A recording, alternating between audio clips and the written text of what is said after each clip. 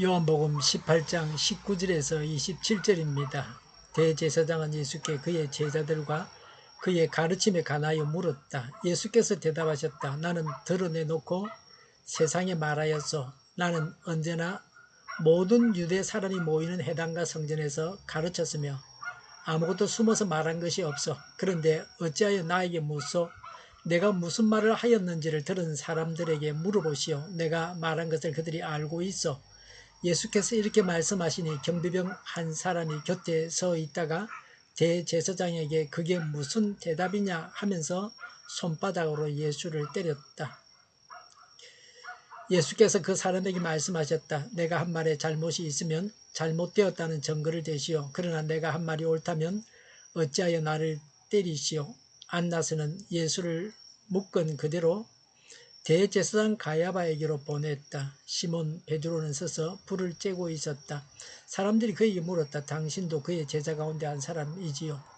베드로가 부인하여 나는 아니요 하고 말하였다. 베드로의 길을 잘린 사람의 친척으로서 대제사장의 종 가운데 한 사람이 베드로에게 말하였다. 당신이 동산에서 그와 함께 있는 것을 내가 보았는데 그러시오?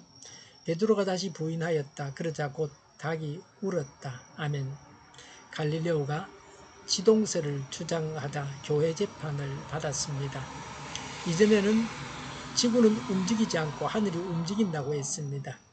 지구가 돈다는 것은 엄청난 사고의 변혁을 일으켰습니다. 교회에 큰 파장을 일으켰습니다. 교황은 성경을 펴들고 재판을 했습니다. 시편 93편 1절 주님이 다스리신다. 위엄을 갖추시고 능력의 허리띠를 띠시며 다스리신다. 그러므로 세계도 굳건히 서서 흔들리지 아니한다라는 말씀을 근거로 지동설을 이단 사설로 판단했습니다. 갈릴레오는 그에 따른 벌을 받았습니다. 갈릴레오를 심판한 다음 교회는 큰 딜레마에 빠졌습니다. 지구가 돈다는 것이 과학적으로 증명되었습니다. 교황은 잘못이 없다는 교황 무엇을도 증명해야 합니다.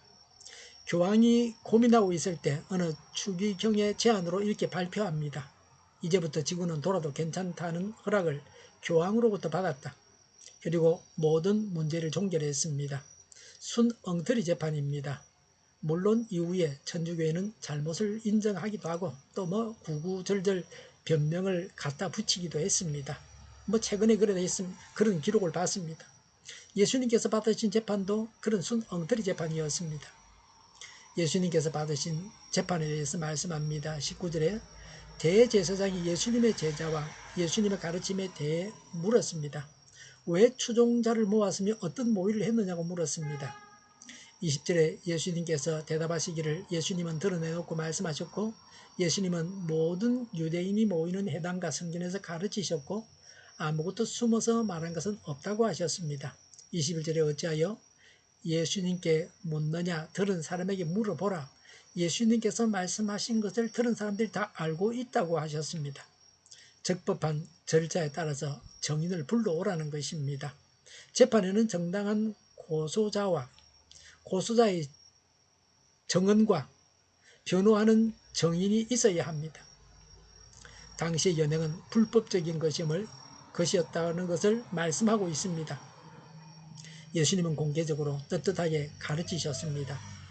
불법적인 연행과 신문과 재판을 강행하는 교권주의자들에게 정당한 지적을 하셨습니다. 그러나 그 당시에는 재판관 앞에서 재판받는 사람은 겸손과 소심함으로 자비를 구했습니다. 하나님께서 사람 되어 오셨습니다. 하나님께 제사를 드리는 대제사장이 하나님을 알아보지 못하니 기이한 일입니다. 예수님은 대제사장이신 유대인의 대제사장이 참 대제사장을 알아보지 못하니 재미있는 일입니다. 22절에 경비병 하나가 곁에서 예수님을 손바닥으로 때리면서 말하기를 대제사장이 그게 무슨 대답이냐고 했습니다. 23절에 예수님께서 예수님의 말씀에 잘못이 있다면 증거를 대어라. 예수님께서 하신 말씀이 옳다면 어찌하여 예수를 때리느냐.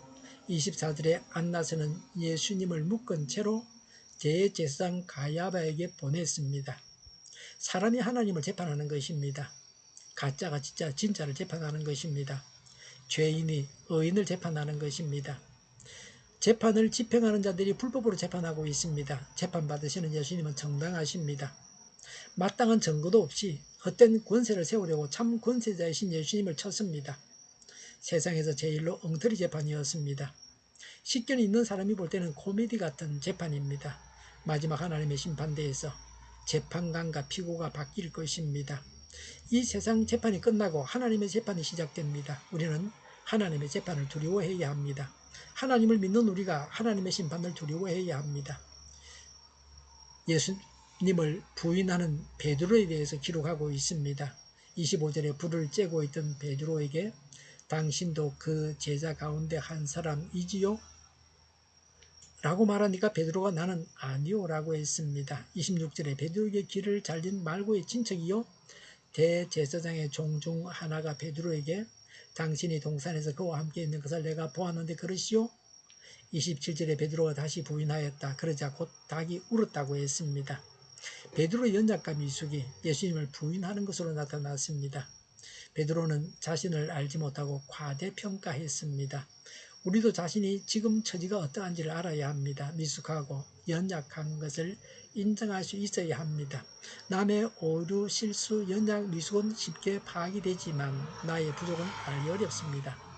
예수님을 가장 아프게 했던 사람은 누굽니까? 체포한 사람입니까? 신문한 사람입니까? 때리는 사람입니까? 아마도 베드로의 부인이 예수님의 마음을 제일로 아프게 했을 것입니다. 사랑하는 제자가 자기가 살겠다고 예수님을 부인하고 있습니다. 눈이 마주칠 수도 있고 부인하는 그 소리가 예수님에게 들리고 있습니다. 우리 그리스도인이 예수님을 부인할 때 하나님은 가장 슬퍼하십니다. 하나님의 눈물을 봐야 합니다. 우리를 위해서 슬퍼하시는 하나님을 봐야 합니다. 그래서 늘 특히 어려운 자리에서 예수님을 시인해야 합니다. 베드로처럼 내가 예수님을 모른다고 예수님을 부인했던 적은 없습니까? 나의 생활 속에서 예수님을 아직도 부인하고 있는 면은 없습니까? 하나님께서 살아서 일하심을 무시하고 살지는 않습니까? 오늘 말씀을 통해서 예수님께서 하나님이시요 전능하신 분이시라는 점을 기억하고 믿어야 합니다. 말씀을 믿는 믿음, 말씀으로 인해서 성장하는 믿음을 가지시기 바랍니다. 다른 사람 앞에서 예수님을 부인하지 말아야 합니다. 불신자 앞에서 내가 그리스도인이라는 사실을 부인해서는 안 됩니다. 하나님 앞에서 그리스도인임을 확신하며 사시기 바랍니다. 우리의 범사의 생활이 예수 그리스도를 인정함으로 성숙한 신앙인이 되어야 합니다. 오늘 하루도 예수님을 부인하던 생활의 한 면이 예수님을 시인하는 것으로 바뀌어지기를 바랍니다.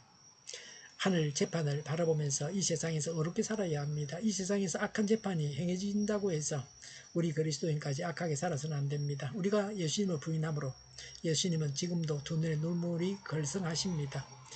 예수님의 눈물을 보는 신령한 그리스도인이 되셔서 죽음 앞에서까지 예수님을 인정해야 합니다. 기도하겠습니다. 예수님의 눈물을 보고 하나님을 부인하지 않고 시인하며 살겠습니다. 정의가 강물처럼 흘러가게 하여 주시옵소서. 교회가 문을 내지 않고 하나가 되게 하여 주시옵소서. 교회가 한 목소리를 내게 하여 주시옵소서. 전쟁이 그치고 평화가 오게 하여 주시옵소서. 성경을 대적하는 자가 없어지게 하여 주시옵소서. 주사파와 공산당과 이적단체들과 적과 통일로 나아가게 하는 자들이 없게 하옵소서. 이 땅에 다시는 전쟁이 일어나지 않게 하옵소서. 적과 통일되지 않게 하옵소서. 자유민주국가로 전쟁이 아닌 평화롭게 통일을 이루게 하옵소서. 하나님을 대적하는 법과 있어서는 안 될 법을 만들지 않게 하옵소서. 이스라엘 법을 폐기하지 않게 하옵소서. 법원이 온전해져서 재판이 지연되지 않게 하옵소서. 이 일을 하나님께서 주장하여 주시옵소서. 일하는 자들이 정당한 대우를 받게 하여 주시옵소서. 놀고 먹는 자가 없게 하여 주시옵소서. 일을 만드는 자가 아니고 일을 하는 자가 되게 하여 주시옵소서. 파업과 시위가 그치게 하옵소서. 눈먼 지도자, 악한 지도자, 자기 배만 불리는 지도자가 사라지게 하여 주시옵소서. 앞을 보고 선한 것을 분별해서 알고 앞길을 제시하고 섬기는 지도자만 있게 하여 주시옵소서. 하나님께서 주신 근세로 섬기는 자가 강해지게 하여 주시옵소서. 지도자들과 이 백성들에게 선한 것을 분별하는 지혜를 주옵소서. 나아갈 길을 알게 하시고 취할 것과 버릴 것을 알고 행하여 황하게 하옵소서. 적절한 데 고칠 것을 고치게 하옵소서. 업무방해가 없게 하시고 업무에 충실하게 하옵소서. 쓰레기 더미를 뒤지지 말고 성경에서 보물을 찾게 하옵소서. 기도하는 기쁨, 응답받는 기쁨, 성도들이 모여서 교제하는 기쁨, 말씀해 주는 기쁨, 예배드리는 기쁨을 누리게 하여 주시옵소서. 우리 동일교회가 만구는 줄 하게 하여 주시옵소서. 저희의 간절한 간구에 응답하여 주시옵소서. 예수 이름으로 명하노니 모든 병만은 물러가고 몸의 모든 부분들을 온전하게 될지어다. 신유의 기적을 베푸셔서 지금도 저희의 질병을 고쳐 주시옵소서. 병 중에 있는 모든 자들을 고치시고 온전케 하여 주시옵소서. 저희와 교회와 나라의 민족을 불쌍히 여겨 주시옵소서. 모든 악한 것들을 제거하여 주시옵소서. 하나님께서 기뻐하시는 교회와 나라가 되게 하시며 경제가 나아지고 경상수지와 무역수지가 흑자를 유지하며 출산율이 올라가고 출산의 기쁨을 누리게 하여 주시옵소서. 가공 음식들이 건강하게 먹을거리가 되게 하시며 늘 맑은 공기를 마실 수 있게 하여 주시옵소서. 의료의 문제들이 해결되게 하시며 청년들의 앞길이 열리고 합격의 영광을 누리게 하여 주시옵소서. 우리나라가 마약 청정국이 되게 하시며 폭염이 사라지고 부산 엑스포를 유치하게 하여 주시옵소서. 오늘도 하나님 안에서 차고 넘치는 삶, 복된 삶을 살게 하여 주시옵소서. 감사와 찬양을 주님께 돌려드리며 예수님의 이름으로 기도하옵나이다. 아멘.